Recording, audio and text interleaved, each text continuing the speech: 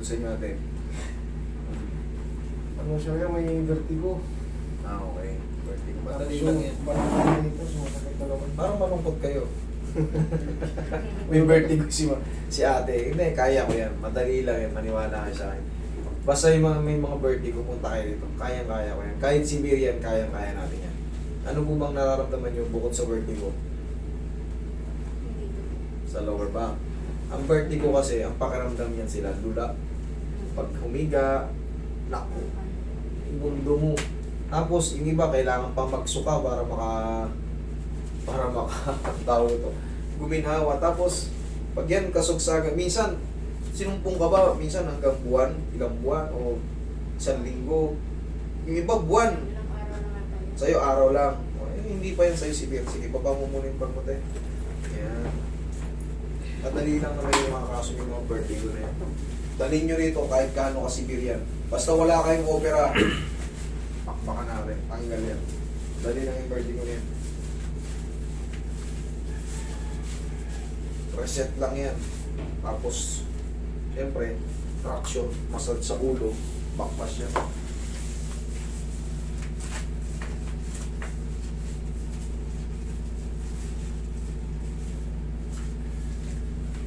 Relax lang tayo.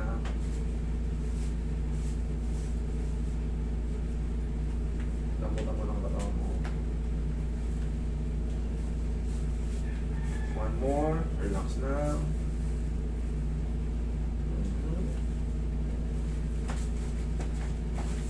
Tsaka pag may vertigo kayo, kunyari nagpa-treatment kayo, may vertigo kayo, siyempre magbabawas muna tayo ng mga sobrang puyat.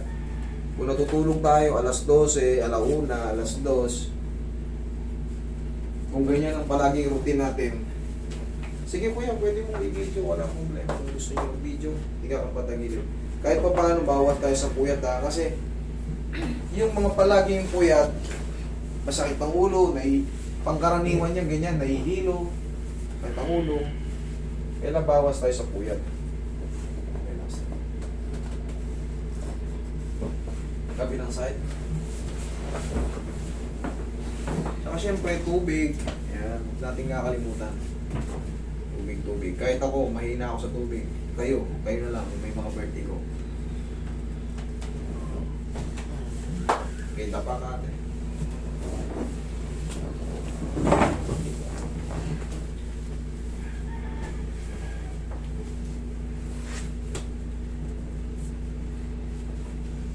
Relax na natin.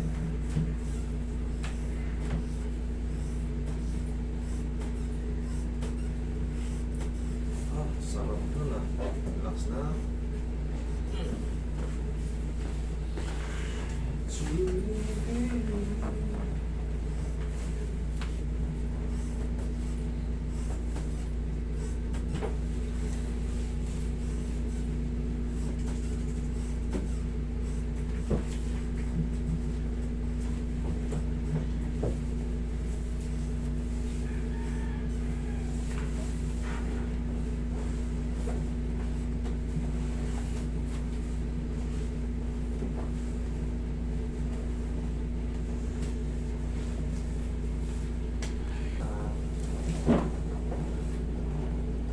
Kailangan nyo lang tiisin mong saglit to.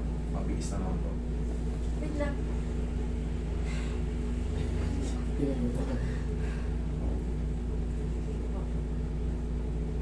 Hindi kayo nakakahinga?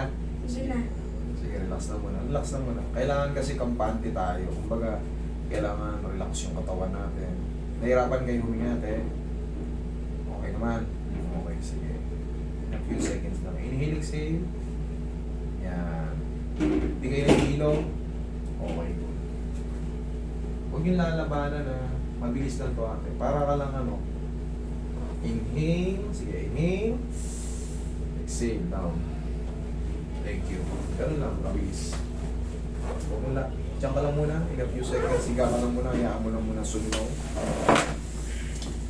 Mahalaga kasi yan. Kasi biglaan yan. Pag na-traction kayo, maaaring yung manako-compress dyan, dumaloy. Maaaring mahilo kayo. Kaya kailangan higa muna. Hayaan nyo muna mag-circulate in a few seconds. Tapos, upo lang. Okay? Upo. Mamassage ko yung ulo nyo. Relax na. Ano yan?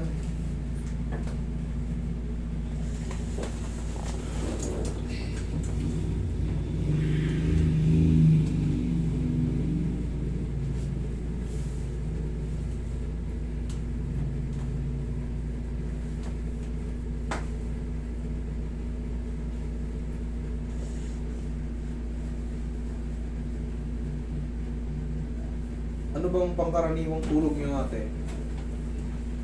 Ha? 12? 12? 1? Yan ang pangkaraniwan? Okay.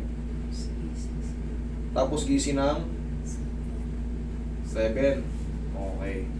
Kung 1 to 7, bitin ng ano. Kailangan lang muna natin magbawas ng ano eh. Kahit mga ilang linggo lang, kailangan lang natin magbawas. Kahit mga isang linggo lang, kailangan lang natin magbawas ng sobrang puyat. Kasi kung araw-araw, alauna, tapos gising ng magang-maga. Parang 3 araw yan. Tapos yun. Parang 3 araw kayo sunod-sunod nagpuyat, tapos biglang sumumpong na. Ayun nga sinasabi ko, ngayon na treatment na kayo, kailangan lang naman natin ng ano eh, baguhin natin yung sistema ng ginagawa natin. Kasi kung dire-diretso tayong puyat, eh, anong mangyayari? Para tayong lutang, masakit ang ulo, parang ano kung dire-diretso tayong puyat. Pero kung natutulog kayo ng alauna, tapos ang gising nyo naman, alas 10, alas 11, eh kahit pa paano nakakabawi.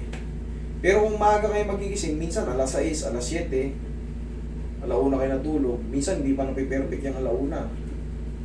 Baka alas 2 pa. Pero yun ang palagi nyo routine, te. Kailangan lang ha, bawas. Hirap matulog. Ang hirap matulog ng maaga, eh, no? Pero bakit ka nagigising ng maaga? May estudyante, talagang automatic, no? Ang pinaka-the best dyan para ano, makatulog ka ng maaga, makipagkwentuhan ka ng maaga, alas 7 pagkatapos kumain, na nakahiga na. Para mga bandang alas 10, alas 11, tulog ka na. Huwag na kayo umabot muna ng alauna. Pwede naman tayo matulog ng alas 11. Alas 11. Alas 12, ganyan. Sagad. Pero pag palaging alauna, medyo... Siyempre, eh ang estudyante kasi pag pangumaga, gigising tayo automatic 5 eh. Paliguan pa yan eh, pag mga ano eh. Pag alas 7 kasi estudyante, late na yan. Eh, 7:20 yung private kasi. 7:20. Okay. Sige. Bawas lang ng konti, hindi naman ano, kahit hindi naman tuloy-tuloy, para makarecover lang, maalis lang to, no? Pero yan tong baklas to, tanggal yun. Kayang-kaya natin yan. Huwag lang muna talagang susundan talaga ng dire-diretso po yan.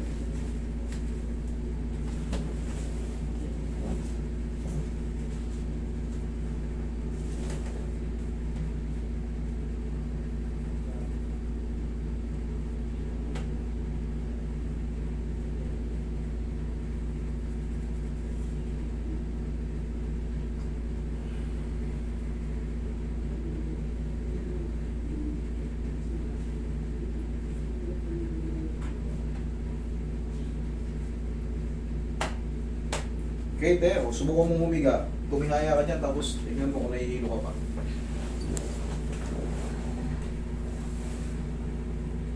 Bilin, kabilang bilin.